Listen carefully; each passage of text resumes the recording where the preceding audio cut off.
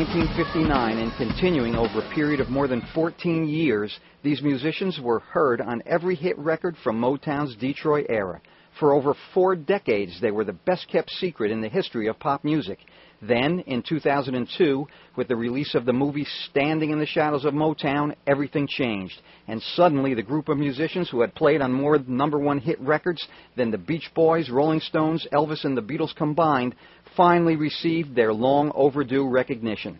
Overnight, these musicians, who called themselves the Funk Brothers, had renewed careers.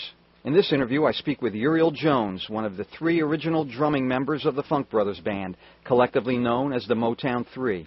Uriel, the only surviving drummer, fills us in on his upcoming projects. It's pretty exciting and pretty tiresome, too, with these old bones, you know. But we got a new outfit now as far as management and everything, and they doing some great things for us. They're setting up some really fantastic gigs for us for this summer. So we are negotiating with a couple of companies about going into the studio.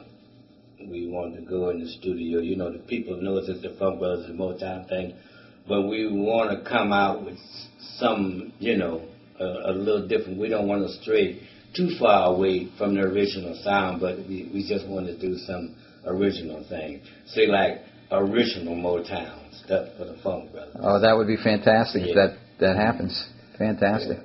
Yeah. That'd be like the Funk Brothers original style. You want to talk a little bit about your beginnings as a player? Like, you want to tell us about like how you got involved in drumming altogether in the beginning? Yes. I understand that's all you've ever done your whole life is drumming, correct? Right. I was at Great Lakes for about 4 years, and it was like torture, you know. But I started playing in school, but I started playing trombone, and at that time I used to train at Brewster Center, you know, boxing.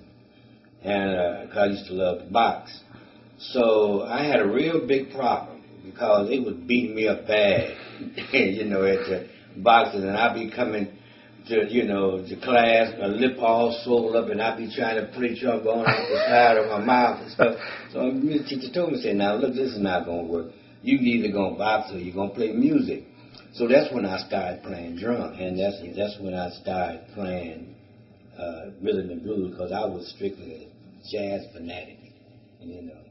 I didn't listen to nothing but jazz on the radio, and I was, you know, a little, you know, bebop guy, you know.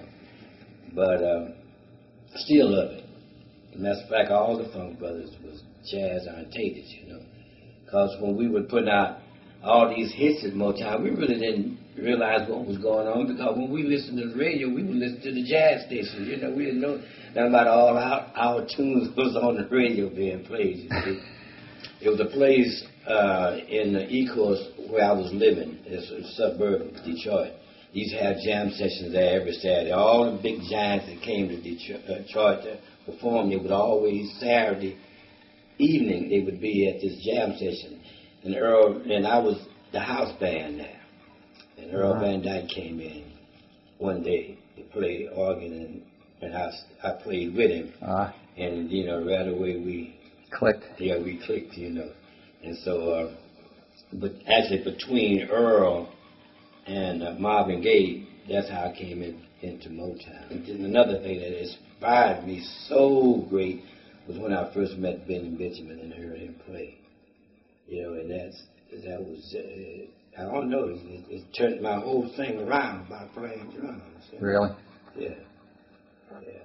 I tried to clone myself after Benny Benjamin. You know, you're the ultimate pro here. You're a real legend. And we have a lot of website members who are just like up-and-coming guys. Do you have any like final words that you could tell to help these younger guys out that are trying to, and gals that are trying to get into the business today? Well,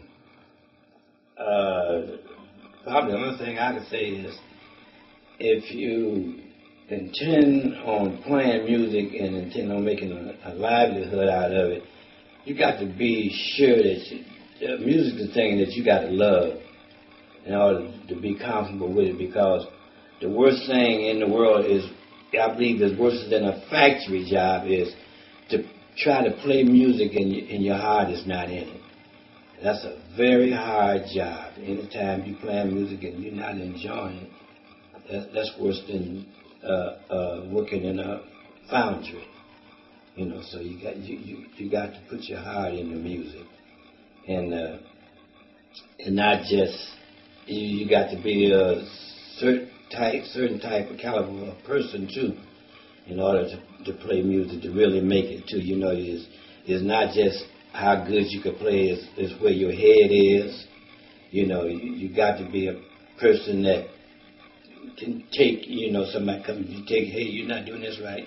You got to be able to listen to them and just look around you, you know, study everybody, because I figure, you know, if you see the drummer, I figure if a drummer is playing a gig, if I don't care if how long he's been playing, or if he can play enough to have a gig, if you sit there long enough and look at him, he gonna probably 9 times out of 10 do something that you like, you know. So it's just, you got to have your heart in music. Well, Uriel, thanks for your time. I know you got a real busy schedule. I really appreciate your stopping by and giving us an interview here. Yeah, I appreciate you having me here. Thanks very much. You know, I've learned a lot just since I met you and seeing you play. You know, you fantastic musician. Uriel, thank you so much. I appreciate it, buddy. You know, this is the first time I've been surrounded by this many drummers, man. You know what I'm talking about? I mean, and, you know, I used to go to some of the club where they had jam sessions. You know, all the guys in the city be at the drum, you know, but these guys, man, I'm standing in the middle of, that's some great stuff, man, you know. Oh, man, you're terrific, man. It's a good feeling to know that I'm a part of this, you know. Hey, man, you started it, man. You're the guy that started it. Tell me. You know, and you're 72. It's unbelievable. Yeah, I'm 72 in June. You look like you're 52.